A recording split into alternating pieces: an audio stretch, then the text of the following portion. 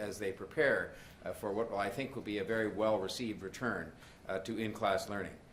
Dr. Davila, along with the other medical officers of health, have made it clear that they want schools to reopen safely and reopen before other sectors are reopened. Based on the medical advice we have received here in the City of Toronto, I am in full support of the approach taken by Premier Ford and Minister Lecce, including the approach taken with respect to City of Toronto schools in particular. In-class learning is very important. Kids need the social development they get from going to school while being surrounded by teachers and their peers. We all agree as well that this reopening of schools must happen safely. I know everyone, the province, the school board, public health, Toronto Public Health, are working together to make sure that we get it right, because getting it right is extremely important. I'm encouraged by the province's announcement of further funding for PPE for teachers, expansion of testing, and the hiring of more teachers. These are good things that the province is doing, accompanying their announcement of the safe reopening of the schools. These are some of the right things to do. I know Minister Lecce is committed to keeping schools safe. He said this over and over again, and today again he pledged to make sure that they monitor, the Government of Ontario monitors this reopening of the schools very carefully over the coming weeks, and I welcome that as well. The February 16th opening date for Toronto schools has been set with input from Dr. Davila and recognizes the reality of the virus situation in Toronto, York, and Peel. So I do want to say one more thing which is very important, and I want to say to all of the students and the parents and the teachers who've been working hard to do the remote learning since the Christmas break, and that's quite a long time, longer I think than maybe we expected. I just want to say thank you. I can't say that enough. Thank you for your extraordinary efforts during these tough times, for your patience. I know from hearing about my grandchildren that, you know, doing the jobs that teachers have to do all the time is not an easy job when it's done at home, and parents were trying to work at home, and there are often more than one child that's trying to do all of this. I want to thank all of those people, the parents and the teachers, and also the kids. Most of them don't watch these news conferences. They're smarter than that, but I want to thank them for their understanding, for the sacrifice which was made in the name of public health and in the name of the well-being of everybody's children. And now I would like to invite Dr. Davila, who's been such a leader in working with the school board and providing us with advice on this and many other matters throughout the pandemic, to outline the steps now that Toronto Public Health is taking to support the province and our school boards to provide for the safe resumption of in-class learning. Dr. Davila.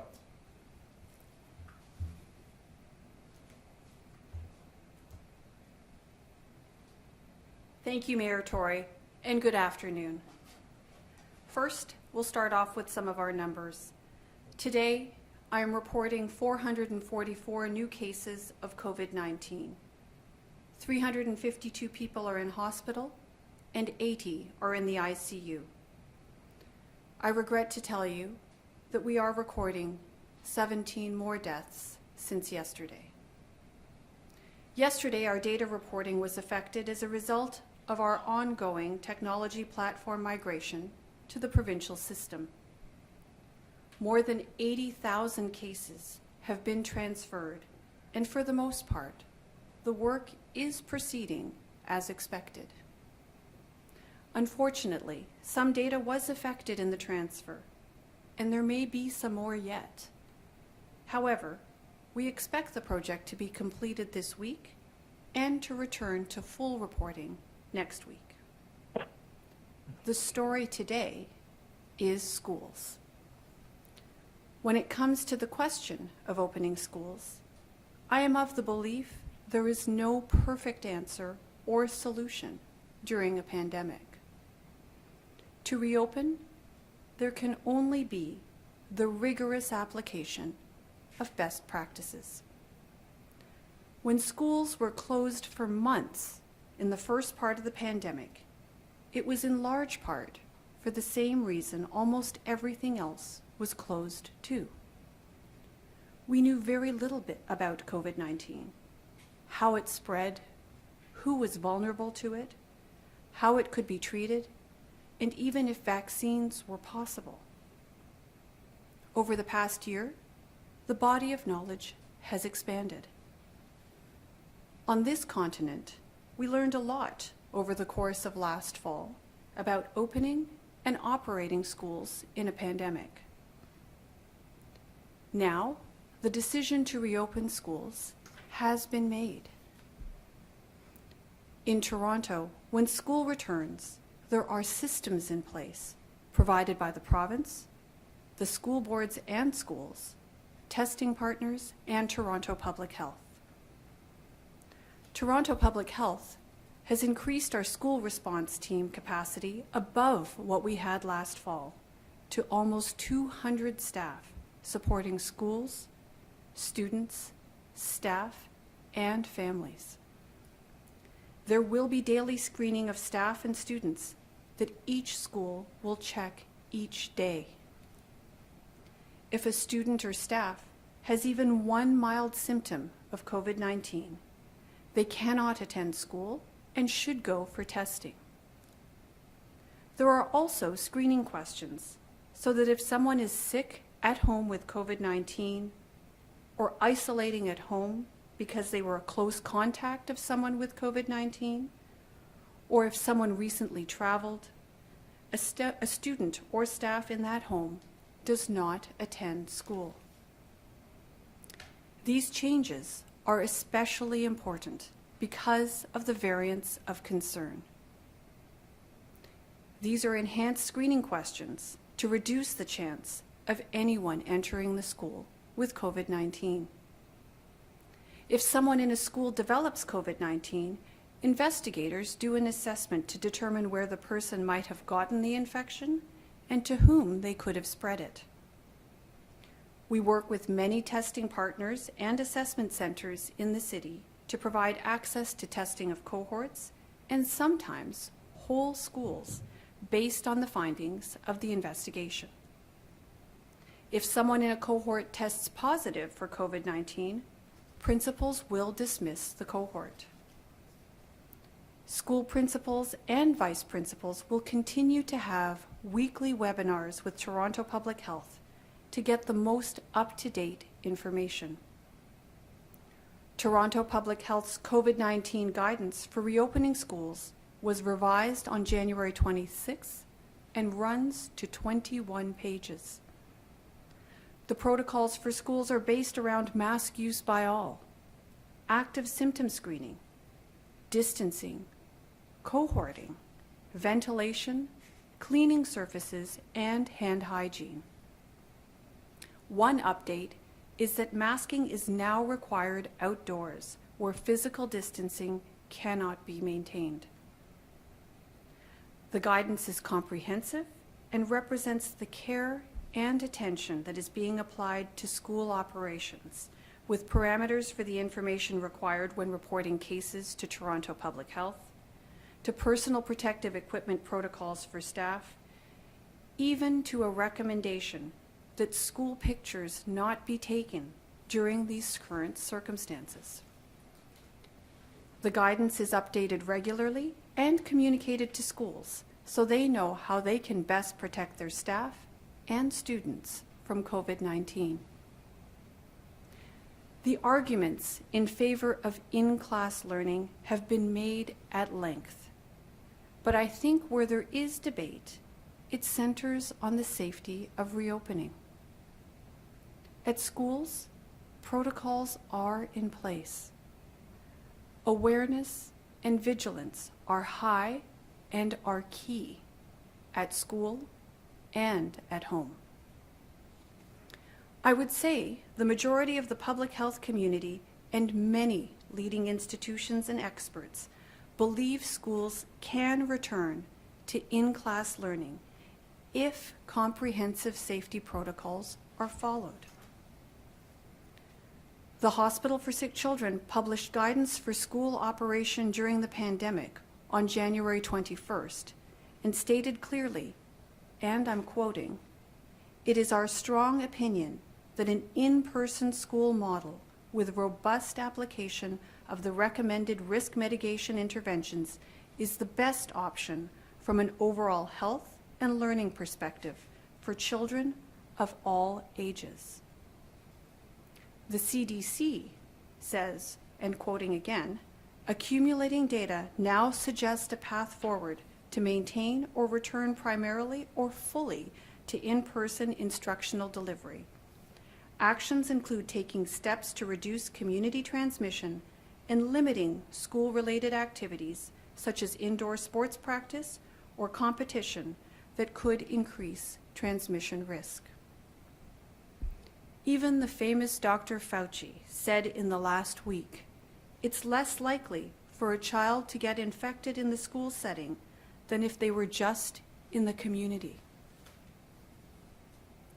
None of these are endorsements of any specific plan, but an endorsement of the principle that open schools and in-class learning are achievable with the right controls in place and dedication to supporting them. But if we've learned one thing in the last year, it's that none of our actions now take place in isolation. And I want to return to a point in the CDC paper with which I agree wholeheartedly, that actions include taking steps to reduce community transmission. Wherever children are best suited to learn, reopening schools poses a question to us all. What are we willing to do to support the opening and operations of schools for the children and staff who are inside? Exposure risk is driven in large measure by what we do. If we, as a community, are acting in ways to reduce community transmission, we are supporting conditions for our children to learn in safety. So when schools are open, our obligation is to act to reduce transmission. That's our part to play, keeping apart as much as possible and spending as much of our time as possible at home, only with the people we live with.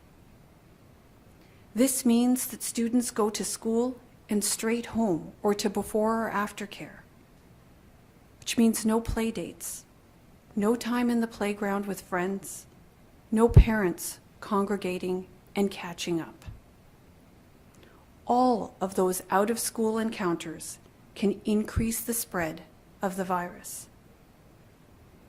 Efforts at distance and all the steps for self-protection, like masking, work. We've seen Toronto taking up the challenge in supporting public health efforts that create distance to diminish spread. This has the benefit of making the city safer for those who have no choice but to leave home for their work which many of us rely on in daily life. It's that easy and it's that difficult because it involves yet another choice and more sacrifice, even if in aid of a good cause. Just as there is no perfect solution for almost anything involving COVID-19, in a pandemic, no action occurs in isolation. Every action must be considered in the context of how it affects the people around us, and, with open schools, what we can do to support learning.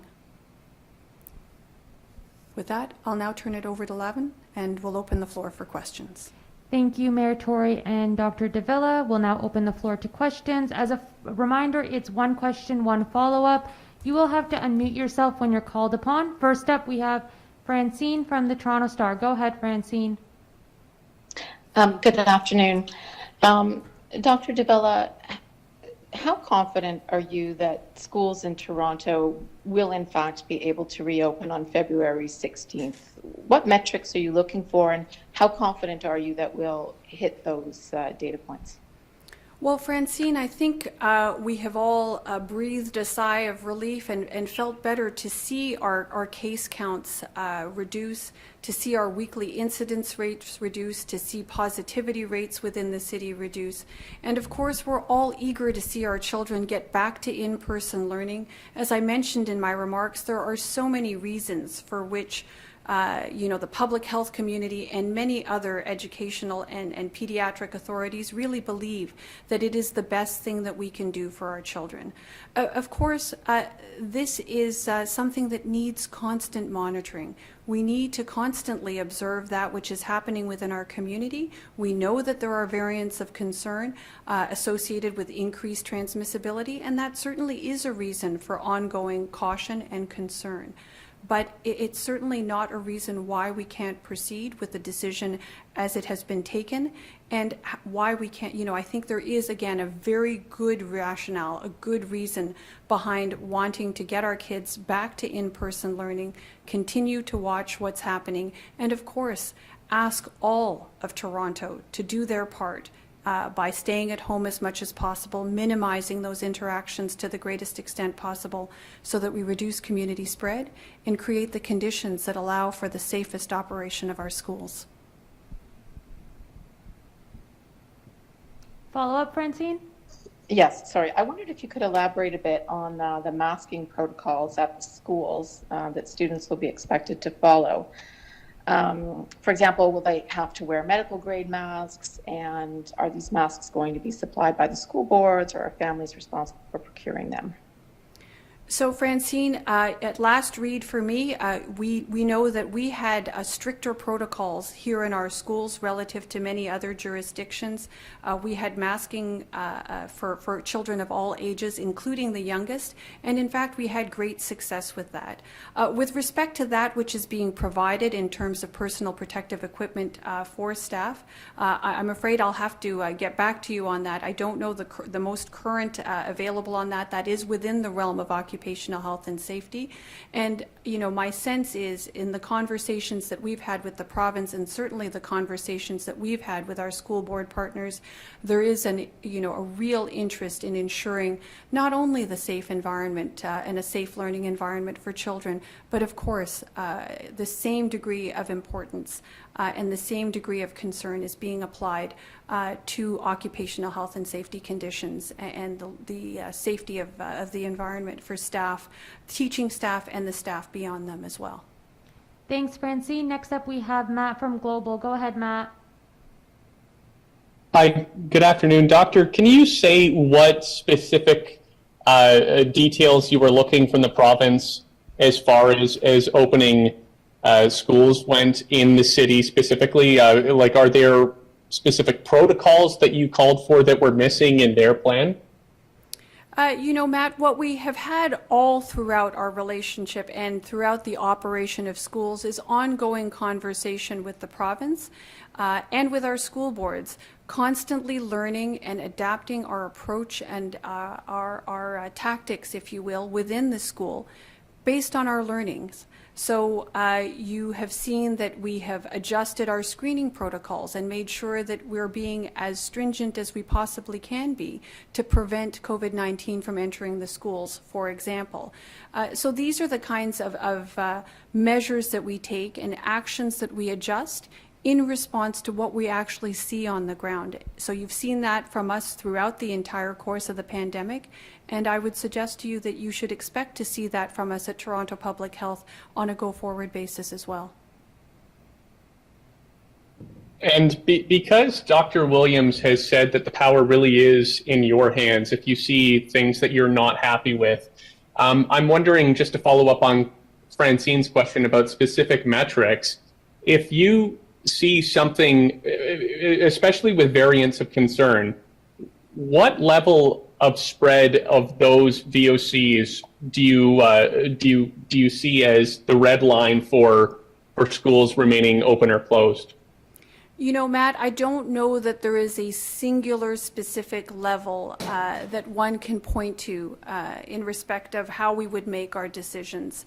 The decisions that we've taken in respect of schools have always been premised on what conditions we're actually seeing. That is just part of the practice of medicine, including public health medicine. What do we actually see?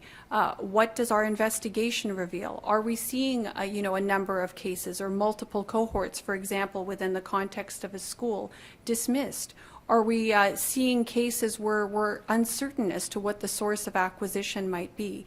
These are the kinds of circumstances that push us into a certain direction and that suggest to us that further investigation or caution might be required. So that's the approach that we've taken in the past. Absolutely premising our actions on what we're seeing and on the best available science. And as I mentioned, you can expect that from us on a go-forward basis because that's just the practice of good, solid public health medicine. Thanks, Matt. Next up, we have Jessica from CBC. Go ahead, Jessica. Good afternoon. So we've gotten a tip about the current severity of the outbreak at Seton House. We want to know if we're looking at, our tip says we're upwards of 27 cases. We want to know if that is correct information, and also how concerning is this to public health? Well, certainly we're always concerned about outbreaks in the context of a shelter. We know that residents within a shelter often have a number of chronic illnesses and conditions that make one concerned about the potential impacts of COVID-19. With respect to the specific conditions or circumstances, I'll just check if my colleagues from Shelter Support and Housing Administration are on the line. They may be able to give you better details. Go ahead, Marianne.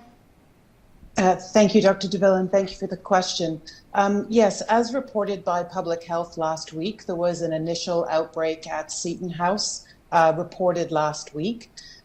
We worked very closely with Toronto Public Health and arranged for on-site testing at Seton House. We got those results back yesterday, and there are 20 positive cases of clients at that location. All clients have been transferred to our recovery site, and there is additional testing occurring tomorrow. All of the positive cases are in our hostel program, so tomorrow we will be testing some of the other floors and some of the other programs. It is important to note that at Seton House, it used to have a capacity of over 500 people, and that was reduced to about 200 people very early in the pandemic to ensure that we had appropriate physical distancing. And Seton House is also our program with the most comprehensive clinical support and on-site medical programs. So we're continuing to work very closely with Toronto Public Health. It's not surprising to see an increase of outbreaks in the shelter system, but that's why we respond to them so aggressively, because we want to make sure that we are maintaining as few infections as we can.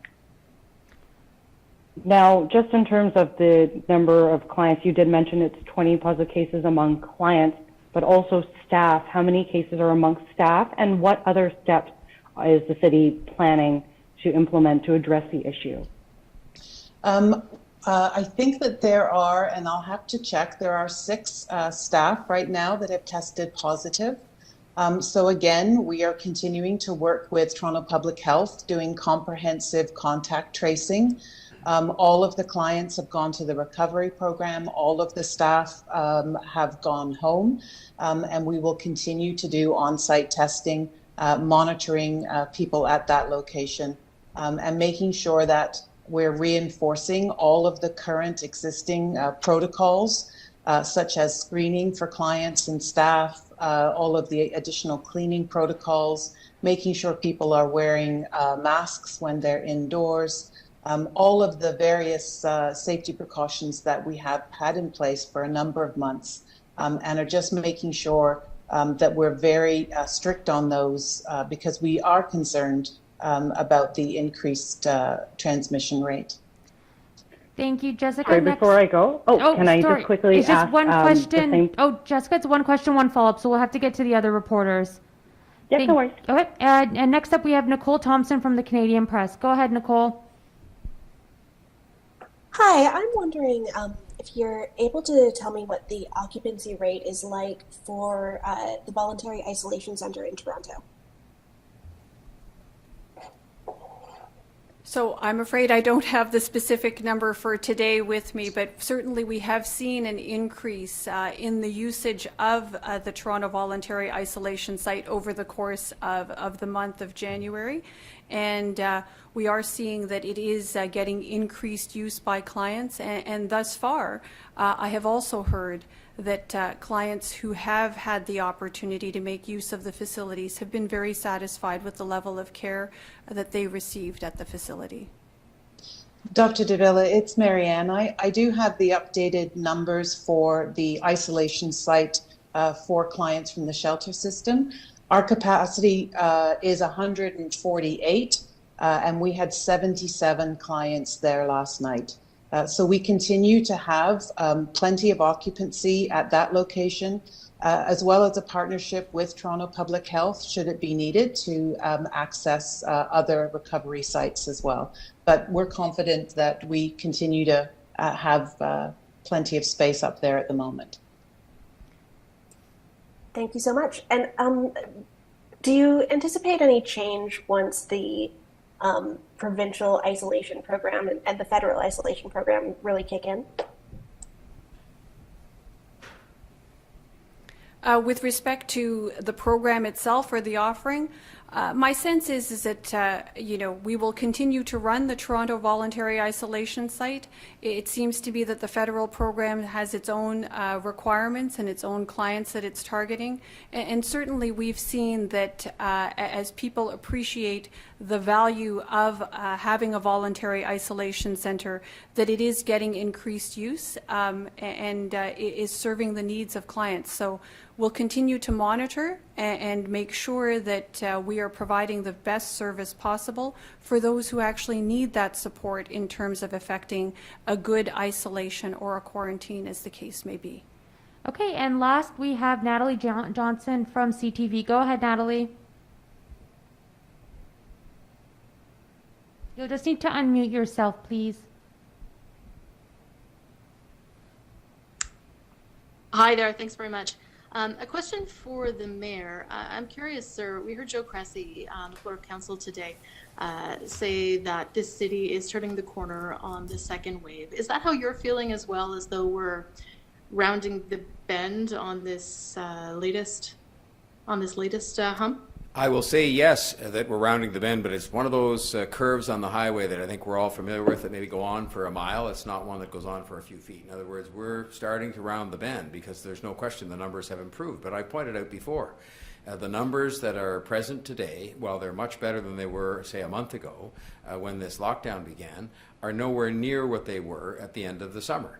And so if our objective is to get right down to the point where this is a non-factor in our community, we still have a long way to go. And that includes even when the schools open, because if people are not following the guidelines, for example, adults that live in the house, and the kids are coming home from school and are protected there in all the ways Dr. Davila suggested, and then their parents or others are not following the rules and are socializing with other people, inviting other people into the house, not wearing a mask, we will be in all kinds of trouble. So we have to stay the course. And the reopening of schools is a priority. It's an important priority. It's being done safely. But we have to stay the course on all the other measures because we're on a long, curve that's going in the right place. But it's one of those ones that, takes a while to get around. And we're making progress, but we're not there. Follow up? Thanks, that's good for me. Okay, thanks everybody. Have a great night. And the next media avail will be on Monday. So see you then.